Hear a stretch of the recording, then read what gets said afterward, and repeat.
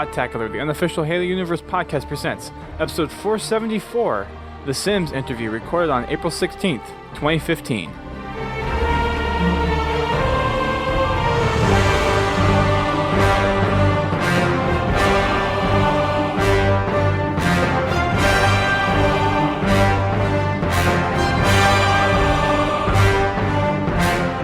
Hello everyone, welcome to Podtacular, the unofficial Halo Universe podcast. I'm your host, Duststorm, and today we have the pleasure of sitting down with TheSimms.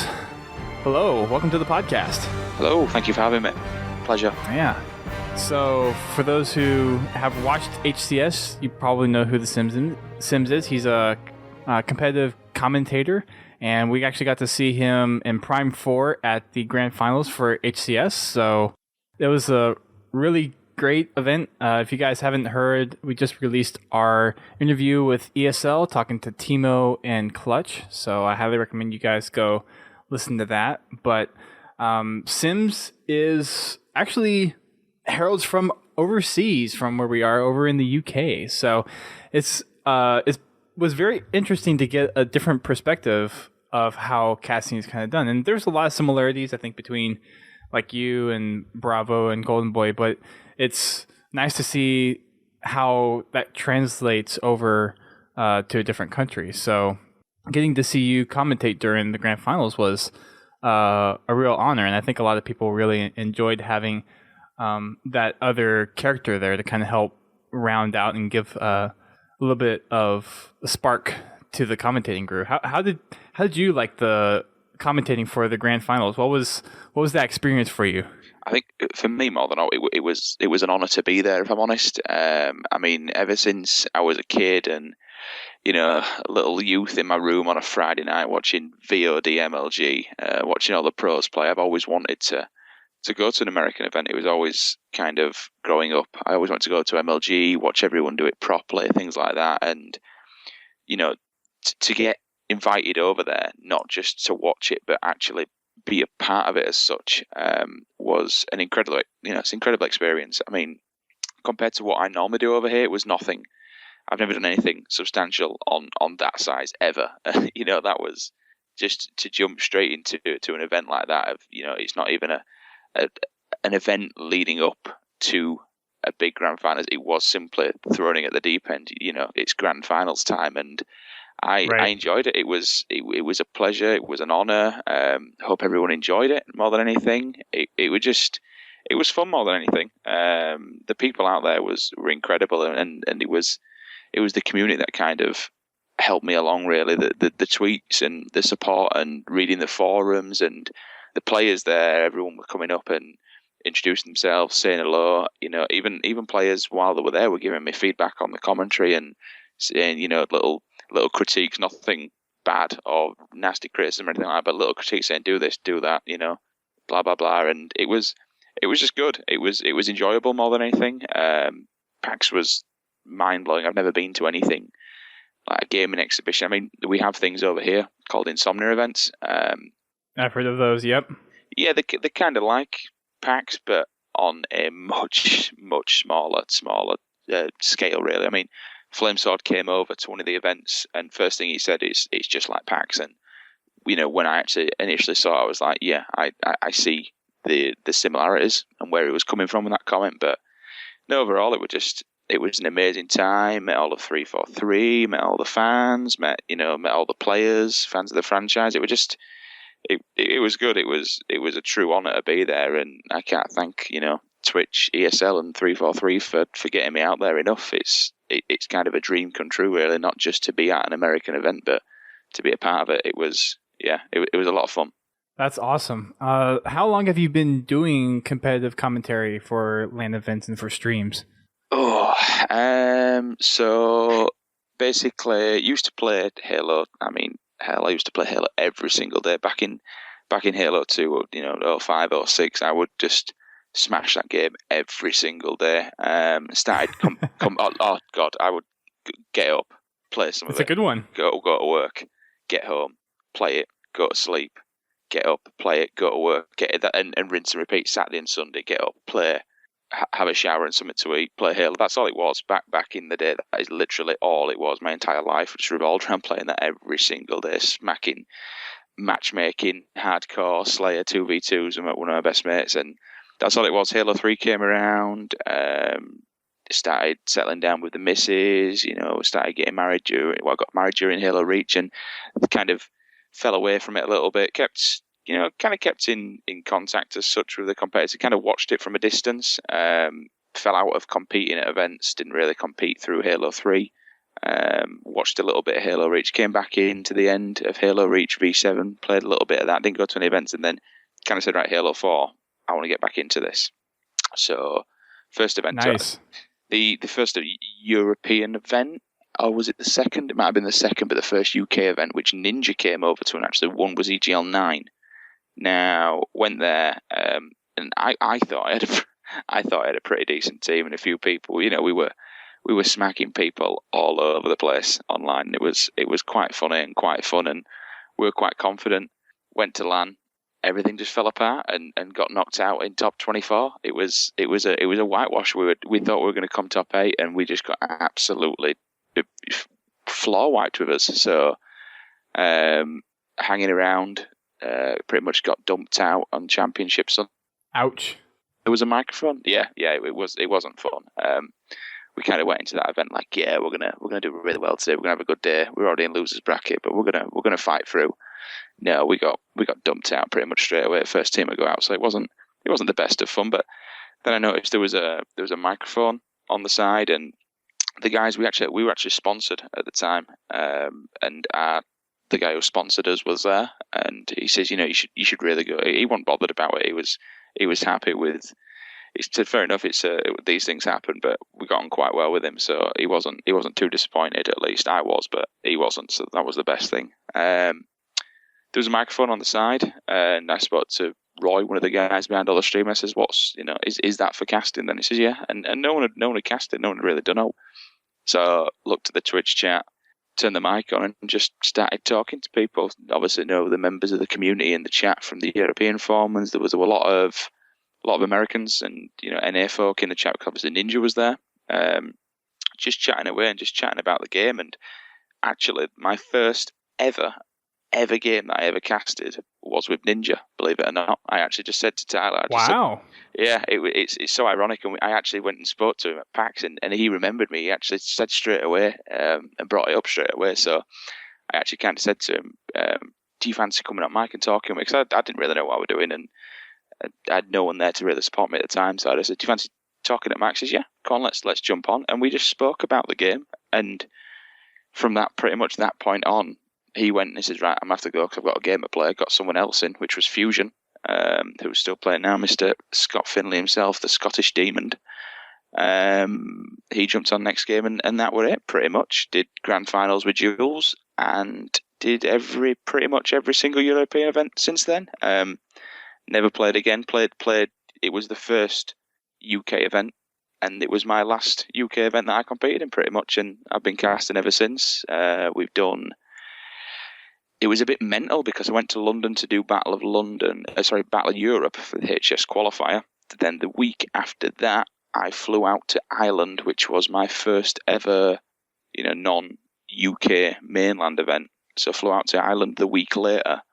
Came back on the Monday from Ireland and flew out to Boston on the Wednesday. So pretty much that entire week I didn't really see any of home. I was just traveling around London, traveling around Ireland, traveling around America, Boston to go. And that was including the flights out to Amsterdam. So that was an insane week of Halo madness. Completely insane. Yeah. There are lots of those weeks. Oh, it's been mental since. It's my time off work now of days doesn't really get spent on holidays. It gets spent on going away and casting Halo. It's a lot of fun though. It's a hobby that's kind of progressed on a little bit, and something that I just really enjoy doing. It's a lot of fun. I enjoy talking about Halo. I enjoy talking a lot more than people usually tell me to shut up half the time. So with the video game that I enjoy, and with the Master Chief Collection being mainly been playing the remastered Halo 2, the maps kind of come second nature knowing them, and it's a bit of a throwback and something you could really get my teeth stuck into with it being Halo 2. Yeah. So you have quite a rich history with competitive multiplayer. It sounds like going back to Halo 2. What was kind of you think your golden age for playing Halo before you decided to kind of move over to the casting side? It was definitely when I was 16. Yeah, definitely like talking 10 years ago now, 10, 11 years ago. Around that age, just playing Halo 2 when it was at its total prime. I remember moving. I always remember kind of when I packed it in because it all kind of came around the same time. So I moved house. I got a decent job, which I recently left last week. Actually, I got a job with a company, and I moved closer to them. So I moved into they had this like shared accommodation where it was all you rented a room basically in a house. So I moved closer to work. As I moved there, a week later, I met my girlfriend, who is now my wife. And I remember we'd only been going out about 2 or 3 weeks. And funnily enough, Sam, who actually does, it was called Exit. It's funny how things always come around. He's actually one of the admins and I believe possibly designers on TeamBeyond.net. He was actually one of my old teammates back in the day. And I remember being with my girlfriend for about 2 or 3 weeks, and he actually got a Bungie friends and family beta key for Halo 3, even before anyone really in the UK kind of had it. And he didn't need it, and he gave it to me. And I remember standing up my girlfriend of 3 weeks on a night out because I got the Halo 3 beta key, and no one else. No. Yeah, no one else really had it at the time. So it all kind of come round, and played that pretty much for the entire 2 days and ignored it for 2 days. So I got a telling off for that one, but I can't say I was too bothered. It was definitely worth it. And yeah, kind of played Halo 3, tanked it all the way through. Didn't go to any events. Kind of sat back with the girlfriend. I couldn't put the time and the hours in and dedicate it to a team. So yeah, the start of pretty much exactly the start of Halo 3 is when I got my girlfriend and had to stop competing. Then got a house and got things sorted during Halo Reach. Really didn't see Halo Reach whatsoever. It's kind of a blank spot for me as Reach. Watched it from the outskirts, but didn't really play it. Played it at the start. Came back in for V7, and at the end of V7, should I say, and started getting used to it again. And just kind of said, right, let's get back into Halo because I want to compete again in Halo 4.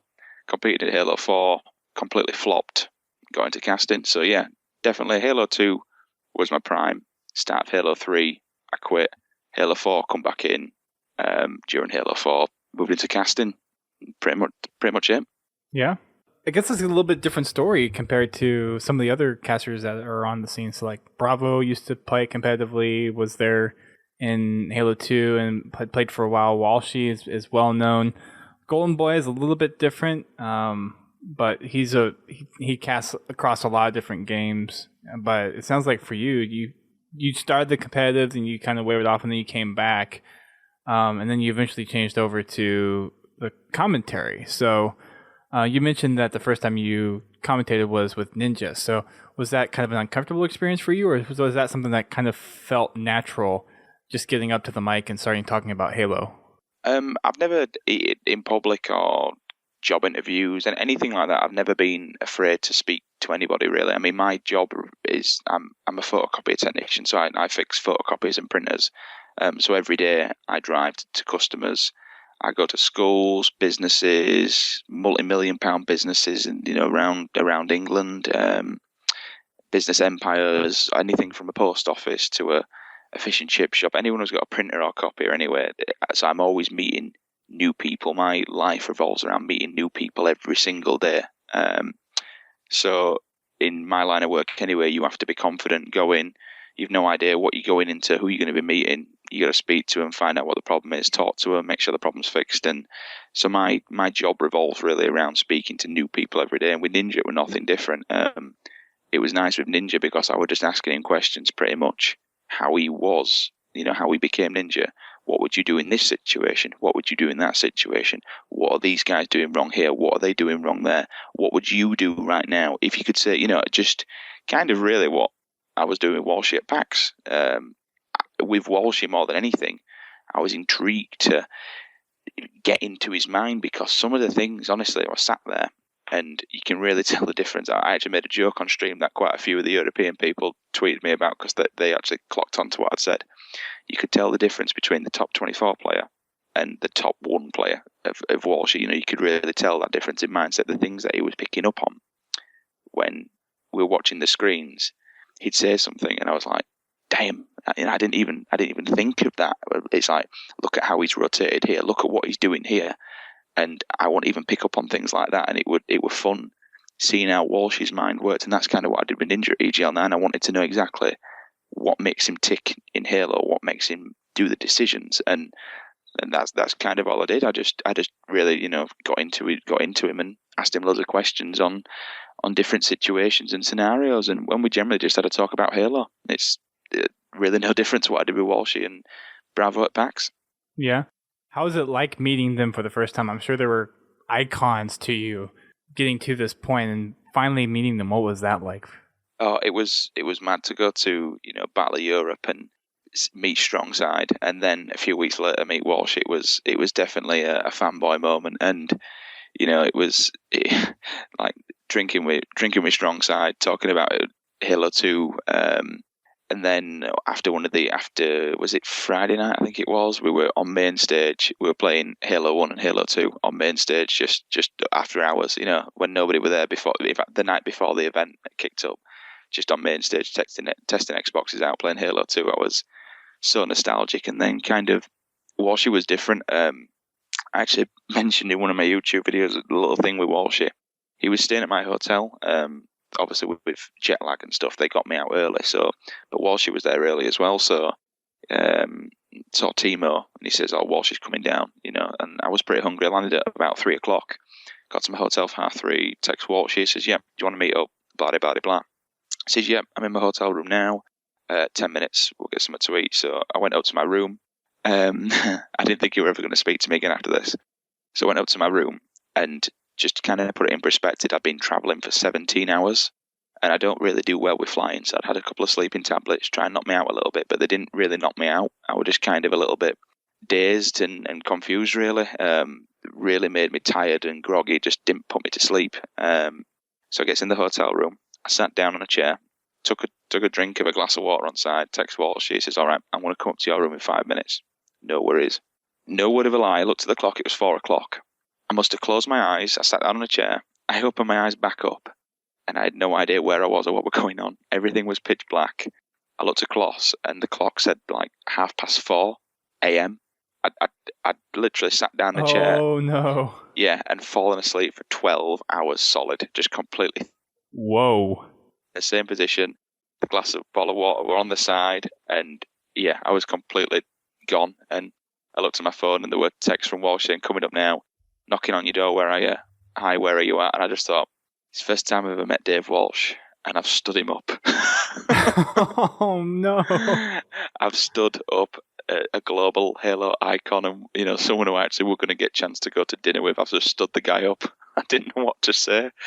Oh, no. Yeah, so I thought, he's never gonna speak to me again. But I explained it to him, and yeah, he was fine. And again, did the same with him. We went to Boston Town Centre. We grabbed some food, and we just talked about Halo. And it was so nostalgic being Strongside and being Walshy, just reliving the memories of some of the events from Halo 2 and talking about all the things that happened. And it's kind of, no matter who you speak to, whether it's someone within these guys or even some of the guys that I speak to from Call of Duty, who in the European scene, everybody knows Halo, and it's Halo 2 is such a topic of conversation and things that you can speak about no matter generally what game you're in. If you're in esports, you know what Halo 2 is. And just a little quick one on that, I remember when the Master Chief Collection was announced, someone who I used to play Halo 2 with, who were part of my little crew that we used to play with every single day. I haven't seen him about 6 years, so that's the pitch. I hadn't seen him pretty much. Halo 3, went off to university, did his own thing and whatnot, so I haven't seen him in a long, long time. E3 comes up, Master Chief Collection gets announced. I'm going to fix a copier at a company. It was actually a brewery. So I'm walking in with my toolcase, and I get this. I get someone saying, "Hey, Sims." I turned around. It's called Adam, someone I used to play Halo 2 with back in the day, like God knows how many years ago. He doesn't even say hello to me, right? He doesn't even say hello. I haven't seen this guy in 6 or 7 years. The first thing he says to me, did you see that Halo 2 anniversary's come out? That's the first thing he said to me. And we haven't seen each other in like 6 or 7 years. We didn't even bother saying hello or asking how each other were. We're just talking about Halo 2. And it was the same with these guys meeting Strongside and Walsh. It was just Halo 2 nostalgia all over. It was fantastic. Wow. That's fantastic, dude. I bet Yeah. that, I mean, even after, I guess, accidentally standing him up, just to be able to like meet an icon, I know how that feels, and that's a wonderful thing. So that's cool that you get to come over here and just get that exposure. One of the things I don't think we really appreciate here being in the States is what does the esports scene look like over in the UK? So how does that kind of differ from what we've had here in the States with MLG and some of the esports leagues that we have here compared to what's happened over in the UK in the past with Halo?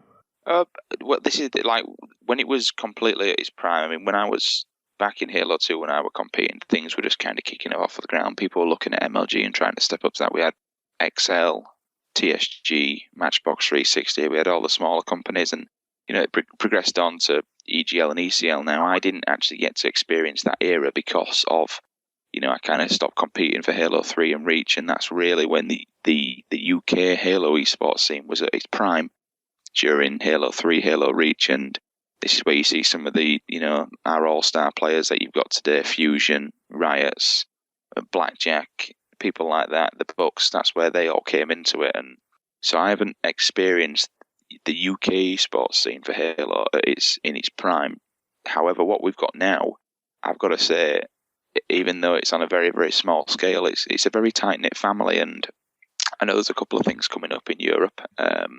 There's Pro Asylum are looking to do at the moment quite a few events with Halo. They were actually already on their website got a Halo MCC announcement this month. I don't know what they're doing, but they've even already penciled in with the look of it for events for Halo 5 because they've got on the calendar upcoming events Halo 5. So they're already looking to plan ahead for the future, which is a good sign.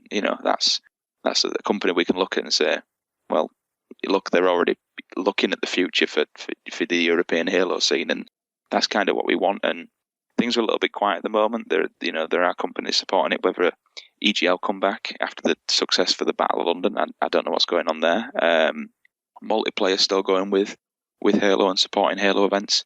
So I think things have quietened down over here. There's only probably, I'd say maybe there'll be less than, I dare say, 20 active top end teams still remaining, but I really think that with Halo 5, 343, ESL, Twitch, all these other companies have got a good chance to captivate the European market and really make a comeback. I'm seeing an awful lot of people looking at Call of Duty, looking at Counter-Strike, looking at League of Legends, all these other games, but I really think that this is kind of at the moment, just while we're in that back end of the transition into Halo 5. I mean, I don't know if anything will come up for Season 2. No one's heard anything yet for Season 2. I dare say if Europe does get anything for Season 2, a lot of the teams will come back because like one of those EGL events, one of the online qualifiers to get to the Battle of London had 47 teams in it, and that's for Halo 2 Anniversary. I've never seen 47 teams online before for Halo 2 Anniversary, and that were all in one bracket. That were for qualifier number 4, and so it just goes to prove that if you give them something, if you build it, the people will come. If you give them something to aim for, they will turn up. That was the last chance to get an all expenses paid to London, which could have bagged you €10,000 and a trip to the States, and 47 teams showed up online to play for that and compete for that. So yeah, if events come back, the teams will show, but again, there has to be something there for them, and I think it's finding that right niche of giving the size of the crowd exactly what they need.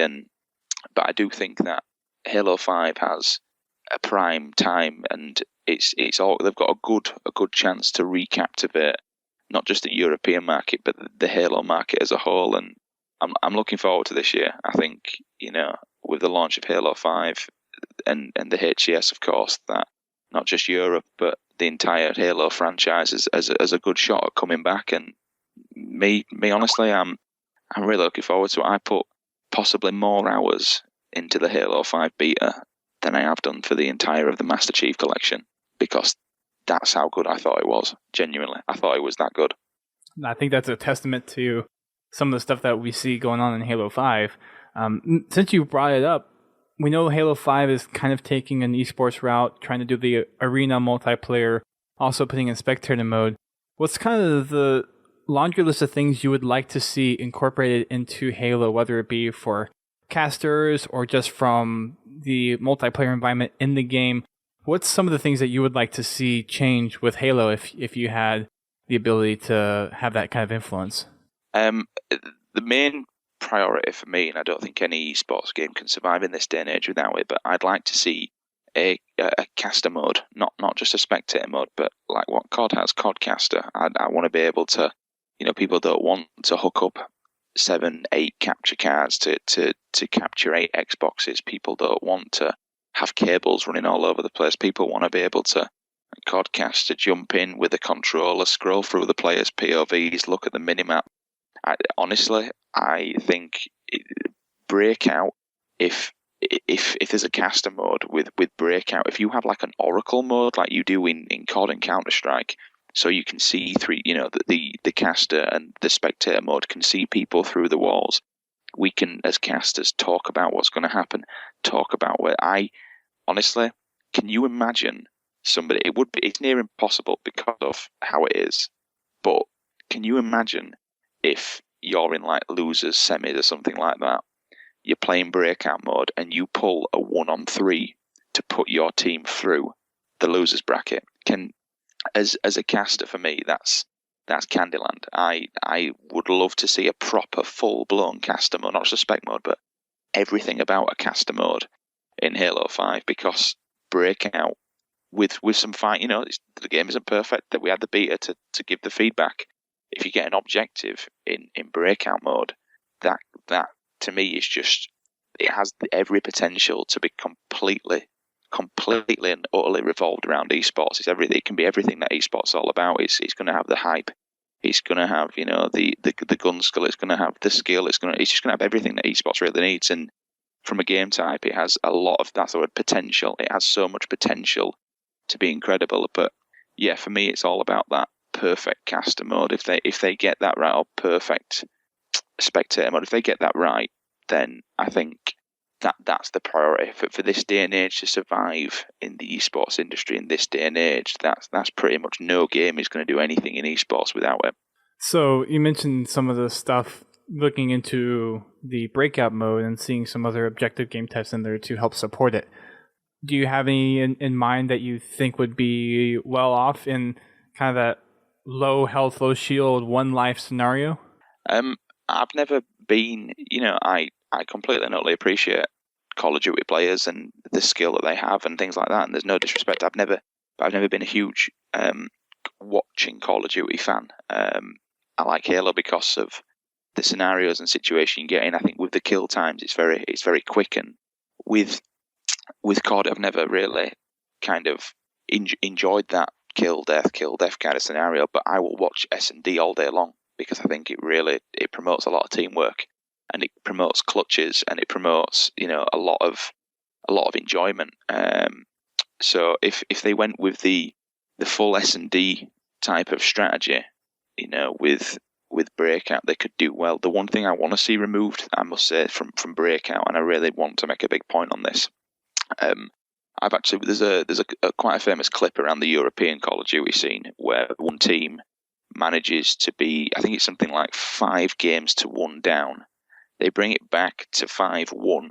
Sorry, they bring it back to 5-5, and they end up, one guy ends up doing like a 1-on-3 or 1-on-4 to kill them all, and they bring it back from 5-1 down to win 6-5. Now, there's a famous picture at the end where there's like all 3 kids are staring at this one guy's screen who's last alive. And when he gets that kill, they go nuts. Now, the one thing I actually don't want to see in Halo 5 is, and what I did quite a lot, with Breakout, I'd find myself sitting on corners and having my teammates pan around for me, in the third person view and tell me what's going on. I don't want that. I don't want any of my teams to have any of control of the cameras. I'd like them just to be watching my POV. So at LAN, they're not being this extra person, their controls go down and all the pressure moves onto the shoulders of that one guy who's alive. I don't want people looking around corners from, because you're going to get a little bit campy and kind of ruin it a little bit. I think if you die, then you can flip through the people's screens who are alive. But if you're dead, you're out, and the responsibility goes onto the shoulders and the backpack of your teammate.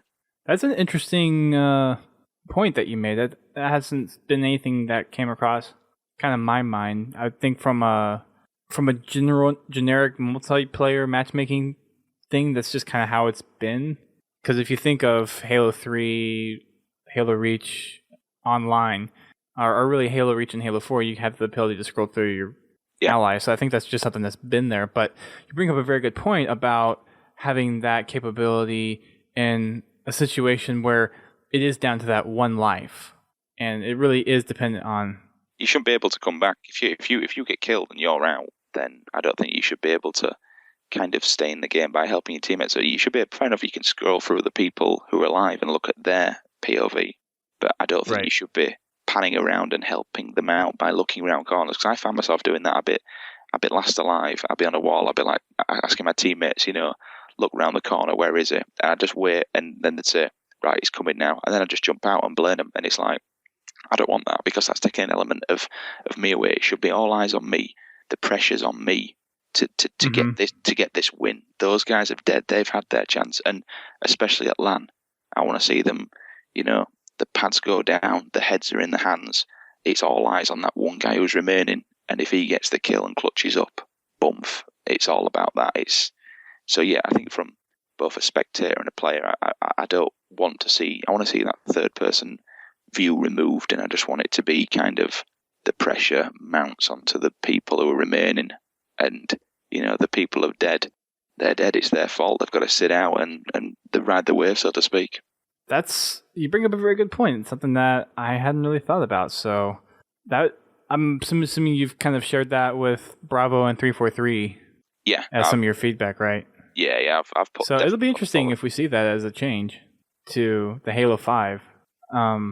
As far as the spectator mode goes, I think there's a lot of potential there. I think what we saw in the beta is just kind of the tip of the iceberg for what we'll get in terms of capabilities. And I would assume with the focus that they now have on esports, because of them backing the Halo Championship Series, there's got to be some kind of toolkit that they're going to be engineering for Halo 5 to where someone like you and Bravo, when you're casting, can really take advantage of what hosting games on dedicated servers could do, or being able to have some extra implementation or some kind of tournament mode where you can go in and do have that Oracle perspective. And that would help, I think, with explaining strategies, explaining how team movement is going on, and that would help in between games, as maybe something happened within the last 30 seconds of a game and you want to go back and review how a team managed to pull off something. So you're talking about your clutch 3-1, make it to where you can go instantly back into the film. Like with spectator mode, you basically stay in the session until everyone leaves. So you can go in, you can get a view of where everyone is, and really expound upon the ability to explain strategy to people either in the audience or on stream. Because that's one of the things about casting that I think Halo has had a knack for, has been, and I think Walshy does this probably the best, is explaining how strategies are being formulated, why players are moving in a certain way, not just calling out what's going on the screen, but actually saying why this is happening and really giving that expert analysis into what's going on in the game.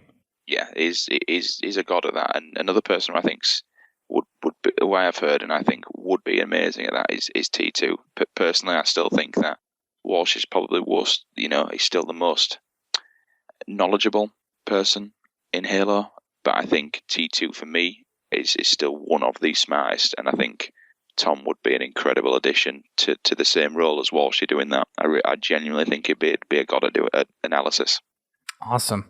Yeah, I haven't seen Tom really cast as much as some of the other pros. I know Ninja for a while was casting some of the AGL events when those were going on, and some of the other pros had a little bit of screen time, but now it's kind of been more granulated out to Golden Boy, Bravo, Walshy, and I'm blanking on the fourth American commentator right now.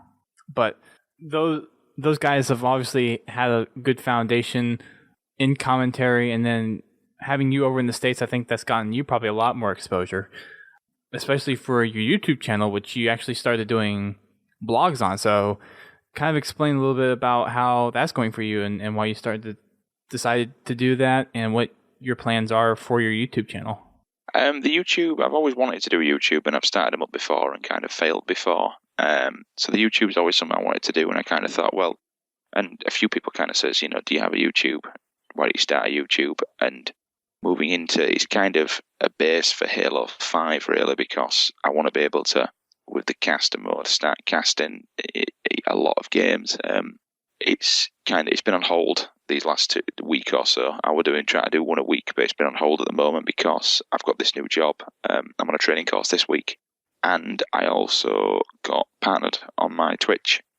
So I've kind of been at the moment and getting all the overlays, getting all the pictures and the notification stuff working. So I've been working on that this week, but with the training course, I haven't really had time. So I will be getting back into the YouTube, but kind of with Twitch, with the YouTube, it's setting a foundry for Halo 5 because I truly believe that for me is kind of a big thing for us, and I want to slice of the action as such. I want to be a part of it because I just have a good feeling about it.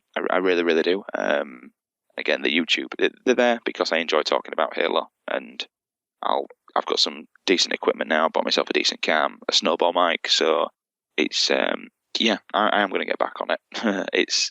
I've got a European video up at the moment that I actually forgot to upload before I came out this week to the training course. But yeah, it's more than anything as well, I want to try and incorporate. I've been doing some updates on HCS Season 2 for like Europeans who don't follow the NA scene as strongly, and I'm also doing updates on the European scene for the NA community that don't follow the EU scene as strongly. So trying to bridge that gap between the two is kind of a goal stroke aim at the moment.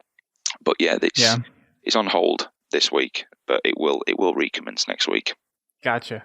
So we're moving into Season 2 of HCS starting this weekend with IG Atlanta, and that's going to be one of 2 LAN events, and actually it's the only LAN event before the finals, which is going to be June 26th or 28th, the PGL Indianapolis LAN. So it's a little bit more of a condensed season in terms of LAN events that are there, a lot more online cups. What do you think of the format changes that we're seeing in HCS? I had a chance to talk to Timo and Clutch about it when we had them on the show, and they went through some of the reasonings behind why they're doing some of the changes with the prize money, the points that are going out, the ladders, having the 8 teams that are automatically put into Championship Sunday. What do you think of some of the format changes that you were seeing in Season 2 so far? Ultimately, I think they've been listening to people's complaints and and complaint sounds bad, but their feedback, the complaints about that, which were the previous ones, and they've worked on it and they've looked at how best can they do this. And at the end of the day, running online tournaments it's not easy. At the end of the day, it's online, anything can happen, and they're looking at the critiques from Season 1, trying to get it better. And I generally think overall they've done a good job. I believe Season 2, you've got to look at it. It's only you mentioned we've got this event, Iron Game, and then the PGL, then Grand Finals, only really a few months apart from one another. I mean, we're in April now. You've got a couple of events within a few months of each other, and I believe is that over with the prize money for everything? Is it over $250,000? I think with the online stuff as well. Yeah, I think the total prize pool over all events is $250,000. And for 3 events really within a few months, that's a ridiculous amount of money.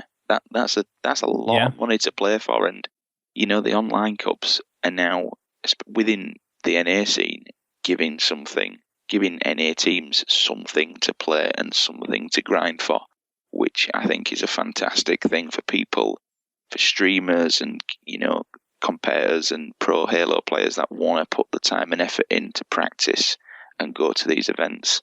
It's something that for them is brilliant, because now they can, ultimately players are going to start making. You see Call of Duty players that do it for jobs, and other streamers.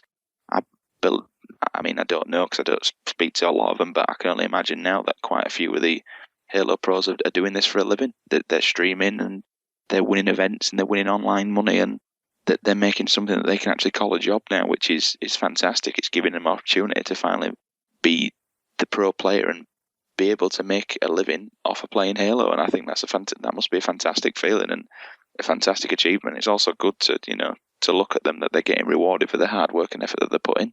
Yeah. On top of the first LAN, which is IG Atlanta, then the final LAN, which is HCS Indianapolis, we're going to have the grand finals at ESL headquarters on July 28th. So is that an event that you're looking to go for, or do you know if you've been invited out to the finals for Season 2? I'm assuming they'll probably try to get you over if they can. Certainly at this moment in time, a few people, in fact quite a lot of people have asked me, when you're going out, what are you doing? I generally have no idea. Season 1, I was asked to go there and invited. So I'll just hopefully wait and see if I get invited out again. And I've been invited once, so I'm certainly not gonna. And for me, that was again an honour. So I'm not gonna go pestering anybody and begging 343, can I come and do this? And begging Twitch, can I come and do that? And going off at ESL saying, can I do this? Can I do that? If they'd like me out there, I'm sure they'll invite me and ask me again. But to be fair, I'm not greedy. They invited me and got me out to Season 1 finals. That for me, they made a dream a reality come true. So if I never cast another game in the States, I honestly, I'd love to do it, obviously, but I would never complain simply because of what they did for me at Season 1. It would be rude of me to complain about it because it was that good. I had such a good time. So yeah, those guys made a dream come true for me to be able to go out there and not just be at an event, but be part of an event. So hopefully I do get invited. I suppose it's watch this space and see what happens, really. Awesome. As far as projections for teams that you may see end up throughout the season, we actually did get a post, I think yesterday, about some team changes that we're seeing in Season 2 already.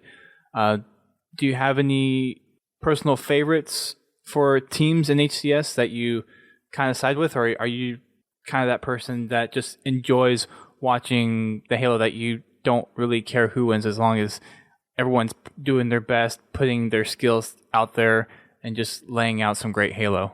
I try and stay as neutral as possible. However, you always get someone who you always side with, you always befriend. I've always been a big fan of Roy and Mr. Richie Hines. I think when you look at the roster, a lot of good things have happened.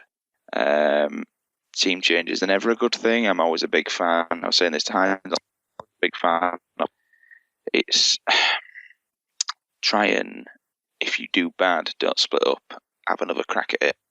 However, some of these teams simply they want the win, and a team change has to happen. And fair play, if team's not working out, then and you don't want to be a part of that team, then if you don't want to be there, then you're just going to drag everything else down. But I've always been a big fan of people staying together. However, Season 2, I think EG are looking as strong as ever. I think definitely for me a pick to win. Iron Gaming, at least anyway. That Denial roster's pretty disgusting. I actually think with Hines and Cloud swapping places, CLG and Denial, I actually think that worked out well for both teams. You've got CLG that have picked up, a bag of slaying power in the form of Cloud, and that's going to work to their ability. And I think Hines, just the Denial roster, that's Hines' Landon has formed around him, it's just disgusting. And I think that they're going to be, between CLG, it's going to be EG may just, I think EG will just pip them both. But I think it's going to be, no one's going to get whitewashed like we saw kind of at PAX at the finals where it was the 3-0. I think these three teams are going to be having a bit of a round-robin battle for them top three placements between them. And then when you look at the teams below, it really is anybody's game. The competition is so tight at the moment. It's unreal. Yeah, and I think we saw the evidence to that for the losers bracket finals. That 5 games of Game 5 series at the finals, which was ridiculous. That was What was your reaction to that? Because I know talking to a lot of people, they just like mind blown. Yeah. At this being a possibility. It was. I mean, it was credit where credit's due to the testament to the players' talents of teamwork and skill and working together. Unfortunate for Noble Black. I really think it would have been the love story of Pax if they'd have managed to get to the grand finals, if they would have managed to beat CLG. Yep. I think they had every opportunity to do so. A little bit unfortunate on their end. I don't want to say they choked, because I don't think they choked. You can't say you choked against a team like CLG, because CLG are just that damn good. CLG just played out the mind and did the comeback at the end of the day. It's one of those things that happens, but Noble Black certainly didn't make it easy for them. But that, is kind of, for me, what Halo was all about. That's competitive Halo at its finest, and from a player, from a caster, from somebody who was watching outside. I had EU COD players tweeting me saying, "My God, this is amazing to watch," because they've all come from Halo. I mean, I was slightly annoyed because I completely lost my voice and I needed the toilet the entire time, and I couldn't leave my seat. Oh gosh! I kept saying, "Right, I need to have a break now. I need to have a break." Running back and forth to the toilet, but it was, that for me is the reason for casting Halo and being a part of Halo esports. If we see more of that throughout Season 2 and going into Halo 5 games as close and as clutch as that, then my God, that is going to be a viewership game, is that, without question. That's what Halo always has been. I think it's a viewership game. You can sit and watch, no matter, even if you don't know what's going on, you can sit and watch Halo all day long. As far as I'm concerned, it really is a viewership sport. So I think that is pretty much it. One last question I would like to ask before we wrap this up. First of all, thank you for taking time to do this, but what's kind of the big thing that you're expecting from Season 2 of HCS? What's the one thing that you're looking forward to for this season? One thing I'm looking forward to?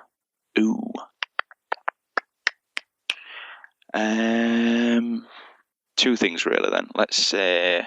Okay. Slide.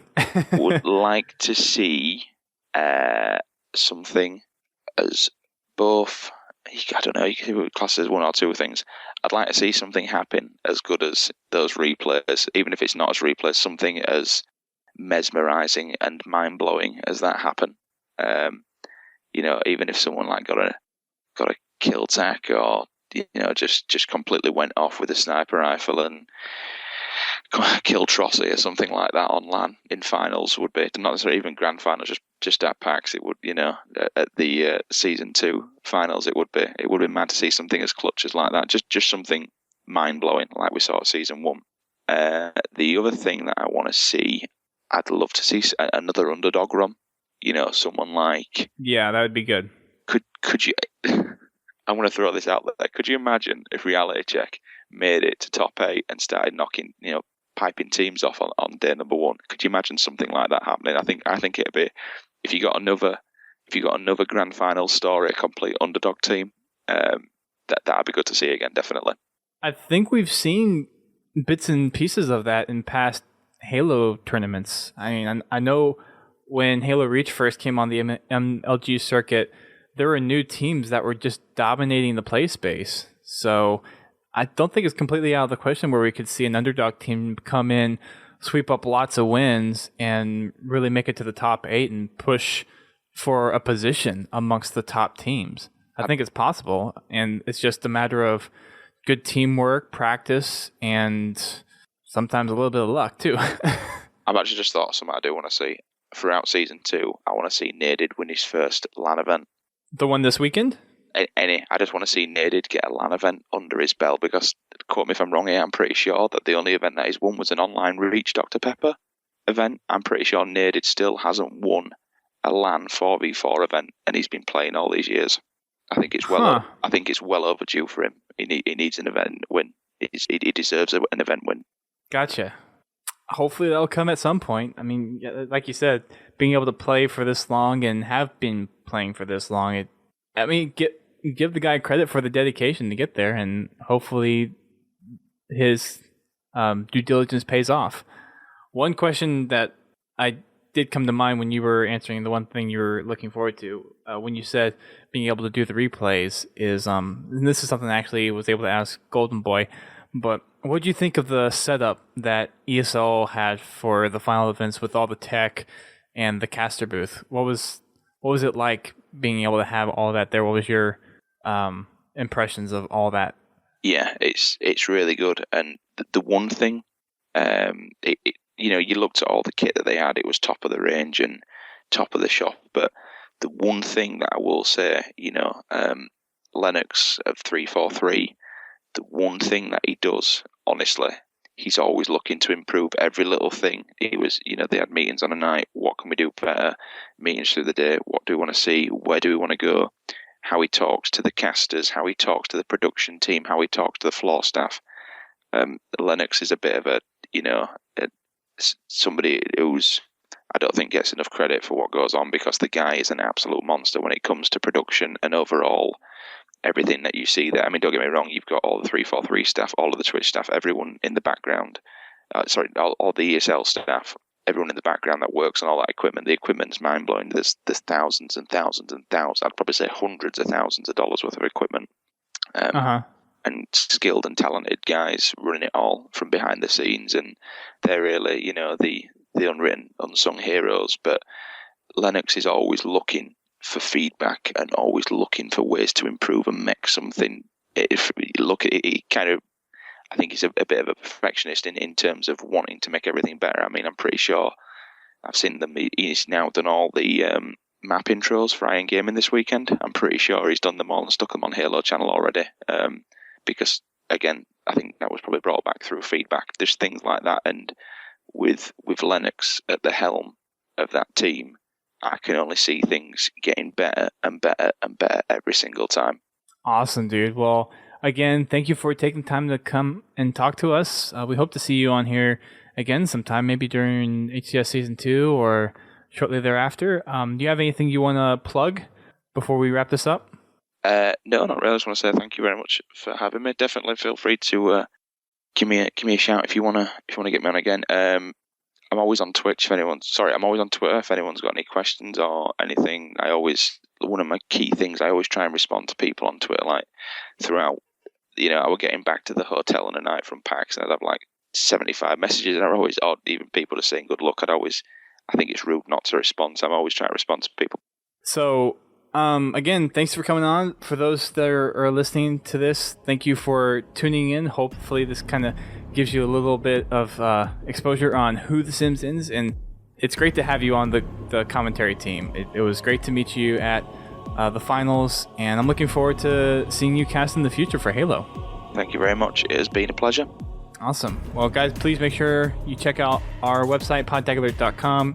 And, of course, you can hit us up on social media, Facebook, Twitter, Instagram, YouTube, all that good stuff. And, of course, check out our podcast network, thepodcast.com. Until next time, keep on fragging that HCS.